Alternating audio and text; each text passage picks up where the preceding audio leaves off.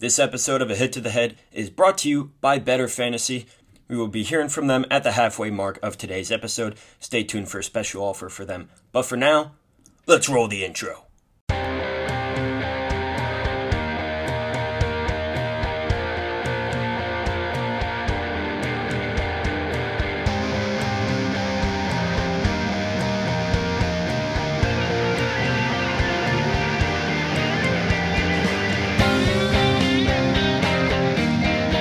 Hello everybody, welcome back to A Hit to the Head. This is episode 38 here on the show, and today we are bringing you more NFL action as week 3 is done and over with. We're going to talk about all the key moments that happen in those matchups, as well as the top games that you need to look for in week 4. Ladies and germs, let's hop right into the action, shall we? This is your Week 3 recap of the 2022 NFL season. Let's get into it. Speaking of getting into it, there's really no better way than to start this recap off than with the Thursday night matchup of the Pittsburgh Steelers versus the Cleveland Browns. The Browns won 29-17. Now, don't panic, but let's be honest. Do we need to see more from the Pittsburgh Steelers? Absolutely. Being a sub-500 team, it's just not in the DNA of the Pittsburgh Steelers or head coach Mike Tomlin, for that matter, right? We expect to see more from this team, and for them to get pumped by the Browns 29-17, I mean, we're just not used to seeing this, right? Especially for Pittsburgh fans. I mean, we deserve more. As I said, don't panic, because here's the pro. As of right now, quarterback Mitchell Trubisky, he's a starter. And he's not really a starting quarterback. He's a very good backup. And there's nothing wrong with that. You know, you always need a good backup if your starter goes down. You need someone who can, keep things running smoothly in the meantime. With the Pittsburgh Steelers, their starter that they're training is rookie quarterback Kenny Pickett, drafted out of the University of Pittsburgh. Hail to Pitt. We're waiting for Kenny Pickett to develop. Hopefully they're being very patient with this, because the worst thing you could do is throw him into this situation now to try to start something up. When this season, I mean, let's be honest, it really doesn't matter much for the Pittsburgh Steelers. There's not a lot on the line here. The worst thing they could do is overreact and throw Kenny Pickett to the Wolves. Just keep on going, let Mitchell Trubisky do his thing, don't panic, and just ride with it. Next year, it's going to be a lot better. One team that should hit the panic button, however, is the Las Vegas Raiders. They lost to the Tennessee Titans 24-22, and don't let that score fool you, because the Titans had the lead the entire game. That's right, all 4 quarters. The Titans did not lose the lead to the Raiders. Raiders now fall 0-3 on the season. Figure it out! You have 2 of the best pass catchers and a very competent starting running back in Josh Jacobs. Those 2 pass catchers, if you're living under a rock. Tight end Darren Waller. This dude is 6'7", 240 pounds, and he runs like the speed of light. And of course, not to mention that the other pass catcher, who is considered the best wide receiver in the NFL, who was handed to them by the Green Bay Packers. No one is more upset about that than I am, and especially when they're not using them the way they should. I mean, Derek Carr is no scrub. Let's get that right, okay? Let's not take our frustrations out on Derek Carr. He's not a scrub by any means. He's a very solid quarterback in the NFL, and people give him a lot of hate for some reason. I like him a lot. I tend to ride with him, so I'm not going to bash him too much. Okay, so you have a solid quarterback, a real good running back in Josh Jacobs, and then you have Darren Waller and Devontae Adams. So what's the issue here? I think it might be head coach Josh McDaniels. And that name might sound familiar to you football heads out there, and that's because he's been the offensive coordinator for the New England Patriots for 14 years. Now, why is he the issue? Well, this isn't his first stint as a head coach in the NFL. Back in 2009 and 2010, if you can remember that long ago, he was a head coach with the Denver Broncos, but he was only there for 2 seasons when he went 11-17, and he was fired after week 13 in the 2010 season. He thought he was bigger than Bill Belichick in the New England Patriots, but so did Joe Judge and Matt Patricia when Joe Judge went to the New York Giants and Matt Patricia went to the Detroit Lions. Where are they now? They're back with the New England Patriots because they realized, I'm not bigger than that. Josh McDaniels, from what we've seen thus far, he might not be bigger, and he might have to be an offensive coordinator. And there's nothing wrong with that. Some guys just shouldn't be promoted. This might be that situation. Let's turn the page to a team that I've been giving a lot of smoke for in the last couple of weeks. And you may recall in the last episode when I gave my buddy Chris a good call to check in on him about the Indianapolis Colts. And he wasn't doing so hot. But you know what? He's feeling a lot better after their Week 3 victory over the Kansas City Chiefs. That's right, the Colts got the win against the Chiefs 20-17 in Indianapolis.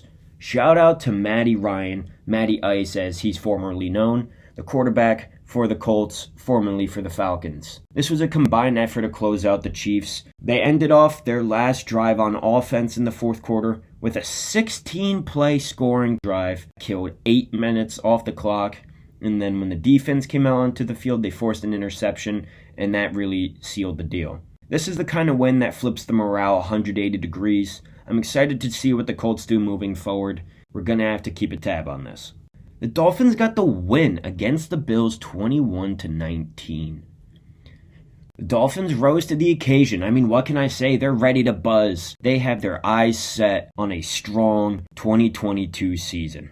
When a team can survive with their quarterback going down due to a conky or a concussion if you're not that savvy, and a butt punt. First off, if you didn't see the game, the butt punt refers to the fact that the Miami Dolphins were backed up into their own end zone when they had to punt away the football, in which the punter kicked the ball into the butt of his teammate. And when something like that happens, you just look at your TV dumbfounded. It's like when Mark Sanchez had the butt fumble. He ran into his offensive lineman, ran into his butt, fell, fumbled the ball. It's just one of those things where you're like, is this really happening? Did I really just see that dude punt a ball into his teammate's butt?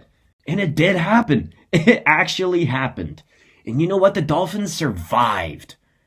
And what that shows is that they're a serious team. It proves that they have strong depth and resilience. All right, when something like that happens, they don't let it crush them. It doesn't get them down. They just keep on humming. Now, for the Buffalo Bills, you won't win games if your quarterback throws 63 times in a game and is your leading rusher. That doesn't happen. That can't happen in the NFL.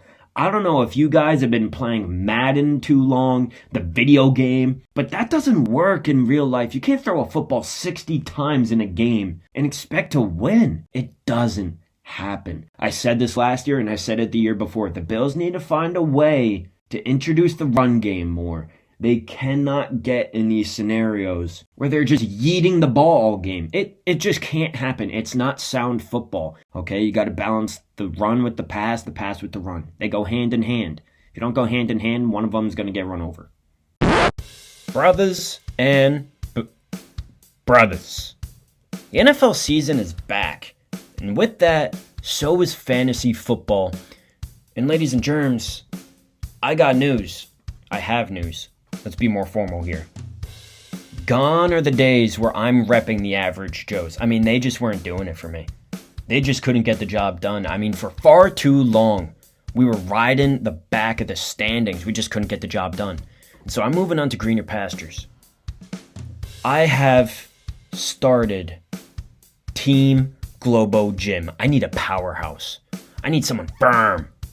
I need someone that can rise above the rest. And I think Globo Gym is going to do that for me this year in fantasy. And with their help, I'm going to win some pretty sweet prizes at Better Fantasy. Oh yeah, Better Fantasy?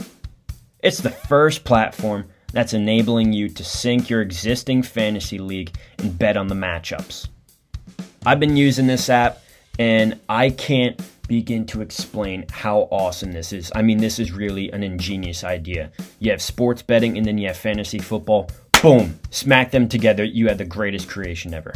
It's like the Liam Neesons of sports apps. You know what makes this even better? It's free. That's right, Free, free, baby. What's better than that, man? Whole lot of muffin. It's totally free to play, meaning no matter where you live, you're able to get in on the action. It's basically like your traditional sports book, but instead of betting on an NFL matchup, You're betting on your fantasy leagues matchups. Outstanding! You earn the app's in-game currency by completing challenges, and you use them to place bets. When you win, you're able to cash out for unreal prizes, and you're even able to raise some money for charity. I mean, really, does it get any better than that? I'll tell you what, it does. Listeners of this podcast are able to take advantage of a special offer. When you sign up today to create your free account, you can receive 3 times the amount of credits you normally would just by doing this.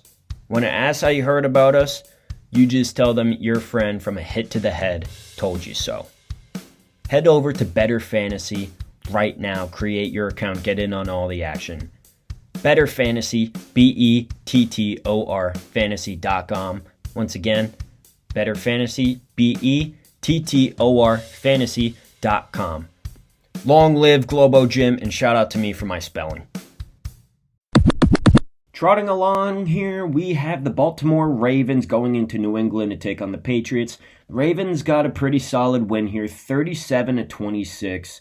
They improved to 2-1 on the year. I love Lamar Jackson's ability to wreak havoc as a dual threat quarterback in the NFL. I really do, because I have him as my quarterback in my second fantasy league, team 34-inch waistbands. You know, I love it because he's my quarterback. He gets me a lot of fantasy points. But the Baltimore Ravens need their running backs to handle more of the workload if they want Lamar to play into his 30s. I mean, I talk about this a ton. You know, with Jalen Hurts and Lamar Jackson especially. You know, you have these guys taking these hits, and they end up like Cam Newton. You know, we loved Cam Newton. We loved how he could run, and he was great at it. But after a while, you know, those hits add up. And so when they hit their 30s, I mean, they can't really get it done. But Lamar Jackson, you know, he has his moments as a passer. And they just really need to let him do that more and let the running backs take more of those hits to really promote his longevity. And speaking of injuries, for the New England Patriots, quarterback Mac Jones, he suffered a, quote, pretty severe high ankle sprain in the fourth quarter of the game. On the same play, he threw his 3rd interception. It's tough to hear. I mean, you know, it is what it is, and we can only hope for a speedy recovery for the quarterback. And now we're on to the Cincinnati Bengals win over the New York Jets at MetLife Stadium in New York, or East Rutherford, New Jersey. I don't even know why we call it New York. They play in Jersey. Anyways, the Bengals won 27-12 here. I mean, is this really a shocker? And just like that, quarterback Joe Flacco of the Jets, he's back to being your average 37-year-old pocket quarterback who, for some insane reason, is throwing 50 times a game. Again, I'm going to harp on this a little more and you're going to have to hear it. We're so desensitized by the immaculate exceptions of Patrick Mahomes and Josh Allen. For everyone else, those guys are the exceptions, you know, those are the 1 in a million guys. For everyone else, if you throw 50 times in a game, it means you're probably not going to win. Because if you're throwing 50 times a game, you're not running the ball, and it means you're becoming really predictable on offense. And that just makes it all too easy for the defense. You got to have a balanced game plan. And the Jets don't really have that, which sucks because Breece Hall and Michael Carter, they're really solid running backs. I mean, you have 2 really solid running backs in that backfield. And you need to use them. Use them while they're young. Get them going. Because running backs, they're like milk. I mean, you get a gallon of milk and it's sitting in the fridge and you're like, oh, I have plenty of time to drink this. Before you know it, a week goes by and it's past the expiration date and you have to pour the whole thing out. That's how running backs are. You see them and, you know, they're all talented and they're skilled while they're young. And it's like, okay, you know, we have plenty of time with them under the fold. And then a couple of years go by and you're like, wow, they're not the same guy they were 2 years ago. You got to use them while they're there. On the bright side, Zach Wilson, a.k.a. the Mormon King, is going to return for Week 4, which means it's back to the baseball cap and headset for Joe Flacco. Moving on, we have the Philadelphia Eagles defeating the Washington Commanders. I hate that name. It's so stupid. So the Eagles beat Washington 24-8. Eagles now improved to 3-0. They are the only team besides the Miami Dolphins who have yet to lose a game on the season. Let's see if they can keep it going. Now, there is a little bit of an asterisk here in this game. All right, there is a little bit of a warning sign. All 24 points for the Eagles were scored in the second quarter. The defense, they showed out, but the offense, they need to find more consistency through all 4 quarters. They're still 3-0. They're at a great spot right now, but they need to find a little more consistency so, they're not giving fans a heart attack when they're playing a serious team who can put up more than 8 points. Moving on, we have the LA Rams taking on the Cardinals in Arizona. The Rams got the win 20-12. 2012, great year, should have ended there. Kyler Murray, 37 pass completions on 58 attempts, 314 yards and a fumble. Do I really need to keep hitting this on the head? This is a hit to the head. Rams won this because they stuck to their system of the West Coast play-action offense. To dumb it down a little bit, it's short horizontal passes, feed the run, and when the defense starts to focus in on that, you roll play-action, you fake the handoff, and you throw a bomb downfield. And it's rather effective because a lot of teams are doing it now. The Rams didn't let themselves fall into the trap of a shootout, which is the only way the Arizona Cardinals can play. That's the only way they can play is if they have Kyler Murray throw 50 times a game. And that's why they're buns. Up next is going to be my favorite game to talk about. It is the Green Bay Packers victory versus the Buccaneers in Tampa Bay. Shout out, Anthony. How are ya? Packers won 14-12. Huge victory for the Pack. Defense was a major reason they survived. Emphasis on survived because they were shut out in the second half, albeit 9-0. This was a pretty sloppy game towards the end, but a win's a win, is it not? Now, don't even give me that BS that Tom Brady didn't have his receivers, and Rodgers did. Climb off your high horse, because you and I both know that Tom Brady can make do with whatever he's given. He's done it his whole career where he can turn a nobody into somebody. So don't give me that BS that he didn't have his top receivers and the only reason the Packers won was because Mike Evans wasn't on the field and Brady didn't have anyone to throw it to. Because who did Rodgers have to throw it to? Rookie wide receiver Romeo Doubs, who's a 4th-round pick. He doesn't have Devontae Adams anymore, so there's no excuses here. These guys were on even ground. All in all, big dub. Go Pack, go, baby. Before we get to the fun stuff, we have to talk about the Monday night football game. The Dallas Cowboys versus the New York Football Giants. The Giants failed to live up to the expectations as they lost to Dallas 23-16. We all knew this was going to happen. The Giants clearly aren't ready for this kind of spotlight, and it's okay. I mean, they're just not that kind of team. They just can't live up to the hype. The only issue with that is that they're in New York City, where there's always a spotlight. And there's a huge difference between, your normal spotlight and New York City. I mean, compare it to a team like the Carolina Panthers. I'm sure Carolina Panthers fans care if their team loses or not. And certainly, there's expectations for them. It is the sports mecca of the world. The mecca of sports. I never really know how to phrase that. So, when you have Dallas and New York City, it is a monumental event in the NFL. And the Giants can't live up to that right now. And that's an issue because the Giants have always been able to do it. And when they can't right now, you know what that sound is. It's time for the toilet bowl game of the week. The San Francisco 49ers went into Denver to take on the Broncos. Broncos country, let's ride. Welcome back, Denver. Absolutely awful performance by both teams here, especially by Denver.